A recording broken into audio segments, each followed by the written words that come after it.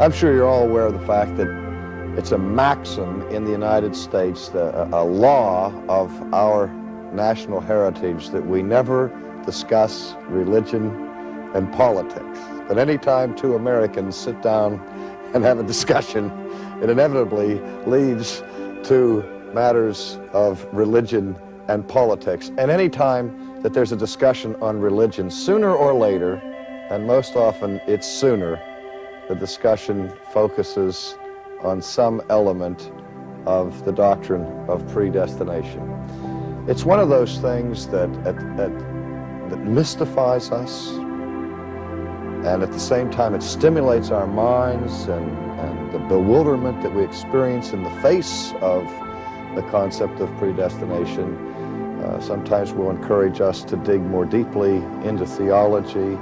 And it's just one of those subjects that generates a lot of interest and discussion, and also controversy. And as I look at the history of Christian scholarship, we see that every great Christian teacher, every theologian that the church has ever produced at some point or another has had to address this question of predestination. And though there's wide divergence of interpreting the doctrine of predestination, there's one thing that we can find that every theologian I've ever examined agrees on, and that is that this doctrine must be treated with great caution. It's a dangerous subject because the more we study it, the tendency it has to raise more questions than it answers. And I'm convinced that of all of the doctrines that we struggle with in Christendom, there's none that is more shrouded in misunderstanding and confusion than the doctrine of predestination. So that in itself calls for a certain kind of sober caution as we approach this subject. And I would add to the theologian's warning of caution that I think it's also a doctrine that requires us an extra measure of charity as we struggle with it, and that we need to be patient with each other and with those who differ from us in our views of this particular question. Because I said there's a lot at stake here, and feelings can run very high when we discuss the matter of predestination, and we ought to be careful to manifest the fruit of God's Holy Spirit among ourselves as we try to deal with it. Now, I've said all of that knowing it won't work. because once we plunge into this doctrine, who knows what's going to happen. Let me just say at the beginning, by way of introduction, I also ought to say this, that we're going to spend 6 periods of lecture on the subject, and that may seem like an awful lot of time devoted to one doctrine like predestination, but let me assure you at the outset that 6 lectures of approximately half an hour each one can't possibly do anything but skate over the surface of this. There are so many related questions that are provoked by any study of predestination that this, I'm convinced, requires in-depth study that will take years and years and years before we can ever hope to get to the bottom of it. And so I'm looking at this course as an introduction to the doctrine of predestination. Now, I keep saying the doctrine of predestination as if there were only one doctrine of predestination, or if there even were such a thing as a viable doctrine of predestination. There are those who look at the question of predestination and state it in categories like this. They'll say to you, a discussion between Christians would be, do you believe in predestination? And some people will answer that question either by saying, yes, I believe in predestination, or they will say, no, I don't believe in predestination. As if everybody understood what we were talking about when we talked about the doctrine of predestination. It may come as a surprise to some of you that every church that I know of historically, every denomination that I'm aware of historically that has formulated a doctrinal statement of sorts has formulated some doctrine of predestination.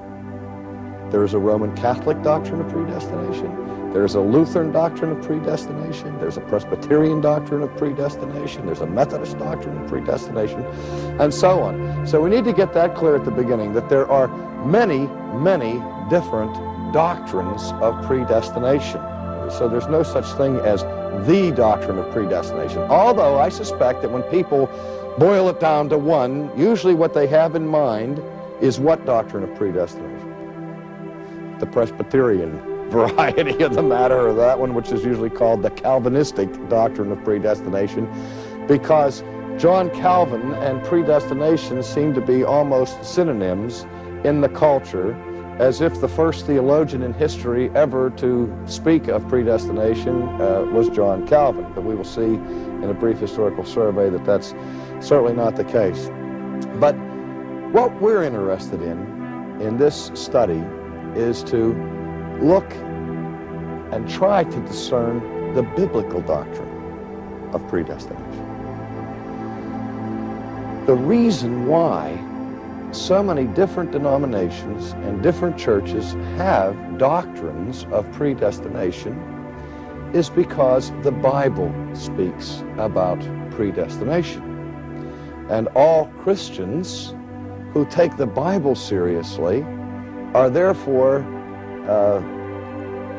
led to taking the concept of predestination seriously, because it's a concept and a word that we find in the New Testament. Let's just take a moment and let me read a couple of passages to refresh your memory that introduce this idea of predestination to us. I'm reading now from the first chapter of Paul's letter to the Ephesians, where Paul, in his opening greeting, says, "Blessed be the God and Father of our Lord Jesus Christ, who has blessed us with every spiritual blessing in the heavenly places in Christ, just as he chose us in him before the foundation of the world, that we should be holy and blameless before him. In love, he predestined us to adoption as sons through Jesus Christ to himself, according to the kind intention of his will." And then if we move on down the page in the first chapter of Ephesians, verse 11, "Also we have obtained an inheritance, having been predestined according to his purpose, who works all things after the counsel of his will." Now this, of course, is not the only place in the Bible that we encounter this concept of predestination, but I just read that passage so that everybody will see that the word predestination is a biblical word. And because it's a biblical word, all of those who have been diligent students of the Bible have tried to understand what the Bible means by divine predestination. Before we explore that closely, let me give a little bit more historical background. There are many, many, many, many different theologies to be found in the history of the Christian church, just as there are many denominations that we've already noted. But I think it's safe to say that there are three basic, generic types of theology historically. And theologians speak of them in these general categories. One is what we call Pelagianism. The second is what we call semi-Pelagianism. And the third is what we call Augustinianism.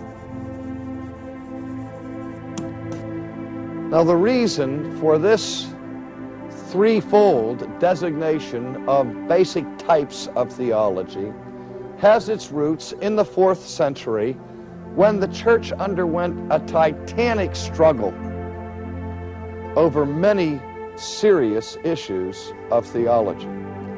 And the man who was recognized and usually acclaimed as the greatest theologian, at least of the first 1,000 years of Christian history, if not the greatest theologian of all Christian history, who defended the faith at that period, was, of course, St. Augustine. And his chief opponent in several debates at that period of Christian history was a monk by the name of Pelagius. And one of the critical things about which they debated was how important or necessary was the grace of God for human salvation. Pelagius was of the opinion that the grace of God assists human beings to be saved, but is in no way necessary. His fundamental assumption was that man, in his natural state, has within himself the capacity to keep the commandments of God to such a degree as to be redeemed without any help from divine grace. Augustine stressed the absolute dependence of the fallen sinner upon the grace of God for that sinner's salvation, and really repudiated Pelagianism as an early form of sheer humanism. And Pelagianism was seen not merely as a subdivision of Christian thought, but really as sub-Christian in its thought. That is, not even worthy of being considered Christian. Now, when I say there are three basic trains of thought that have come down through the church historically, I agree with this setup here. I didn't invent this designation, but I agree with it. These are the three major generic types of theology that have influenced church history. And I see Pelagianism as the father of liberalism, Socinianism that came in the 16th century, liberalism in the 19th century. And so that you'll know where I'm coming from, I would consider Pelagianism as unchristian, fundamentally anti-Christian, not an option for a Christian thinker. Now, the debates that have gone on within the church between semi-Pelagianism and Augustinianism, which reflected later on in later history between the Remonstrants in the 16th century and the Calvinists and so on and the Methodists, these I would regard as debates within the household of faith. The arguments between semi-Pelagianism and Augustinianism, semi-Pelagianism says that man cannot be saved apart from the grace of God. But there is something man must do, even in his still fallen state, to cooperate with and assent to that grace of God before God will save him. That is to say, he can't be saved apart from grace, but it is left for man, in the final analysis, to either cooperate with God's grace or reject God's grace, and that becomes the convincing point of whether or not a person is saved or not saved. Augustinianism says that man is so seriously fallen that he is totally dependent upon the grace of God, even for his initial response to the gospel, even for the very cooperating and assenting to the gospel of Christ in the first place. And so you can see at the outset that the debate has its roots in the question of man's ability to respond to the gospel in his fallen state. And I would say, as we enter into any discussion of predestination, that lurking always behind the scenes of discussions on predestination is this fundamental debate right here between the semi-Pelagians and the Augustinians. I also need to warn you at the outset that I am persuaded of the Augustinian view of predestination. And I will be setting forth the Augustinian view of predestination in these seminars. I will be trying to explain it, to clarify misunderstandings that I think abound concerning it, and I will try to respond to objections that are brought to it from semi-Pelagian brothers and sisters, and try to convince you and persuade you that the Augustinian view is the Pauline view, and consequently the biblical view, and therefore the right one. Okay. But of course, not everybody believes that. Not everybody agrees with that. And I think, again, we have to be honest at the outset and recognize that some tremendously important Christian leaders who have had an enormous influence for good in the kingdom of God have not espoused the view that I will be setting forth in this seminar. Let me just draw the scorecard for you and try to be fair, broad-minded, and all that. And I'm going to list on this side of the board the theologians in church history who on this question of predestination, in my judgment, would fall into the camp of the Augustinian view. And then to balance it off, I'll try to mention the names of the theologians who fall on the other side of the thing. So we'll look first of all on the pro side of the pro-Augustinian view. Now remember, we haven't really defined the Augustinian view. This is still background. We'll get into what that view actually is. Those that follow Augustine in the doctrine of predestination would include, and this may surprise you, and this may even be challenged by some, but first let's put Augustine himself, since he did believe what he himself taught. So we'll put Augustine at the top of the list. Then I would say Augustine's perhaps most eminent disciple with respect to theology in general, and even these doctrines in particular. In my judgment, the man belongs on this side of the column, St. Thomas Aquinas. Francis Schaeffer, I can almost hear him screaming at me from heaven right now, because he would certainly not agree that Aquinas belongs in that category. But remember that Aquinas himself indicated his indebtedness to Augustine more than to any other theologian in church history.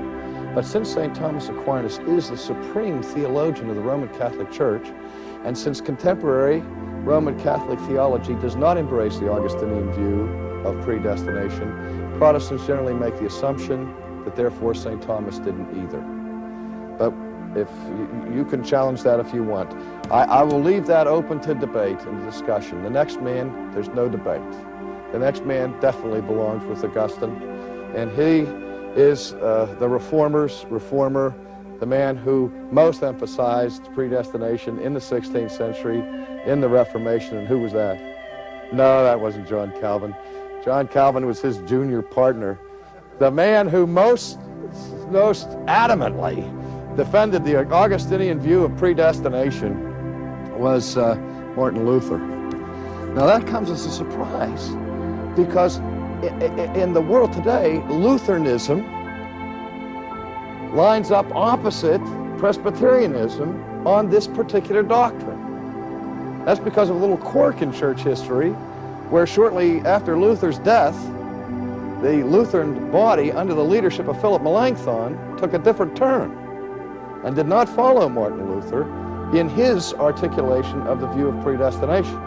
But I think it's safe to say that Luther wrote more on predestination than Calvin ever dreamed of, and that there's nothing in the doctrine of predestination that I can think of that John Calvin ever taught that Luther didn't teach first and louder.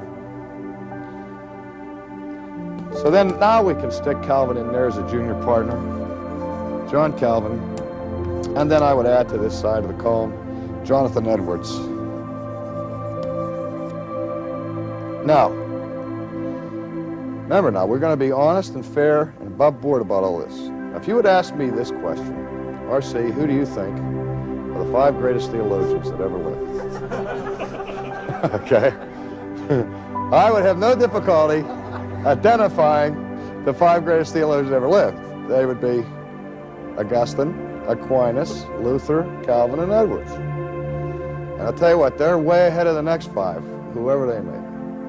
Now, as biased as that may be, I think that it would be safe to say that if we asked any 100 theologians from any different denominations who the greatest 10 theologians were in history, at least 98 out of that 100 would mention these 5.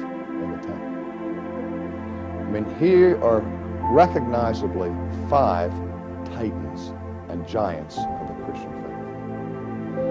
And if they all agree on espousing the Augustinian view of predestination, does that mean that the Augustinian view of predestination is the correct one? Absolutely not, because these 5 men disagreed on many things, and though they agree on the essence of this particular matter, is no guarantee that their views individually or collectively are the first.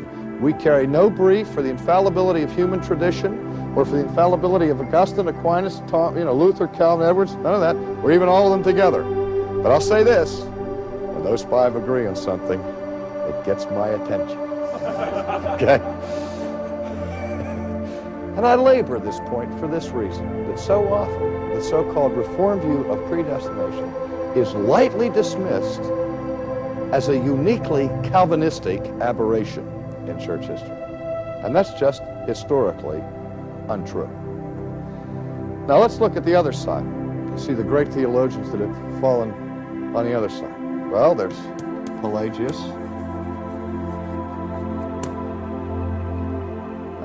There is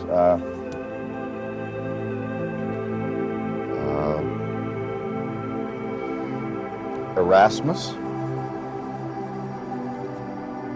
There was Finney. There was Wesley.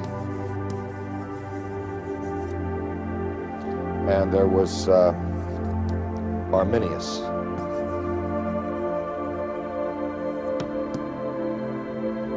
Those are some important names in church history. Now, I can hear somebody right now who's not persuaded of the Augustinian position screaming bloody murder in protest already, saying that's not fair to put those 5 up against those 5. So I'm ready to write somebody else's name in there if you want to give me some great theologians that took the other position.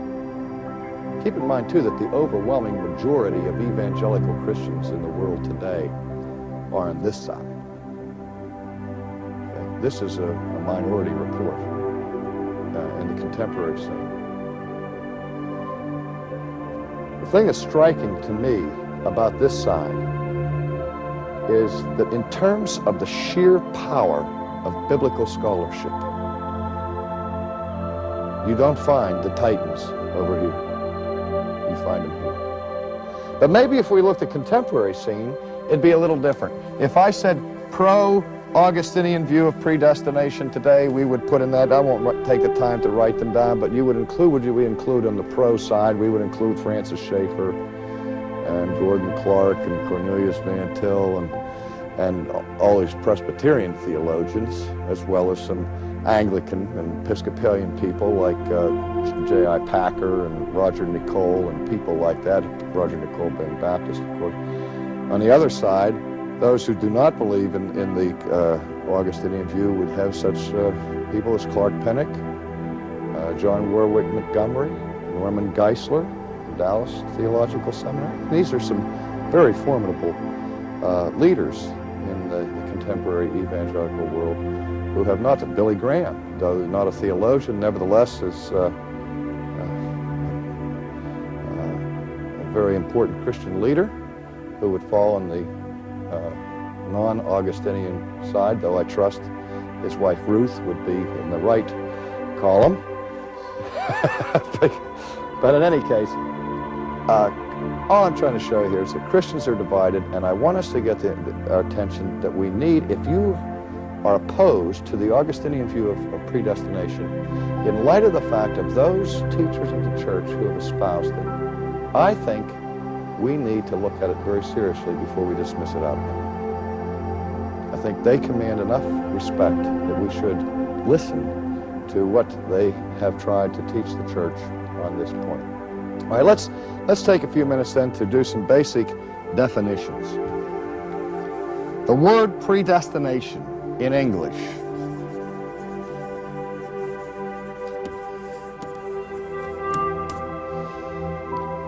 is made up of a prefix and a root. The prefix pre means before. And the word destination is a word we're all familiar with in the English language. Many of you came to Ligonier this week because Ligonier was your destination. It was the place to which you were going. Anytime you make travel reservations with your travel agent, the thing they want to know is, what is your destination? That is, where are you headed? Where do you hope to end up? Now, when we're talking about the doctrine of predestination, we are not talking specifically about questions of whether or not God directly caused an automobile accident to take place, or if you were determined in advance to be sitting in the chair in which you are sitting right now. The doctrine of predestination is concerned specifically with the question of our ultimate destination. There are only two destinations open to us as human beings. Ultimately, they are heaven or hell. That is, to be in a state of salvation or to be in a state of damnation. And predestination proper is concerned not with those daily questions of whether or not I dropped this chalk on the floor, or if that was predestined. That would fall under the theological heading of providence.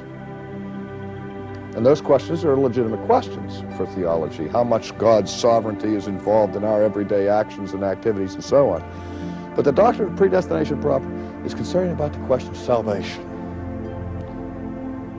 And predestination is concerned about something that takes place before we arrive at that destination.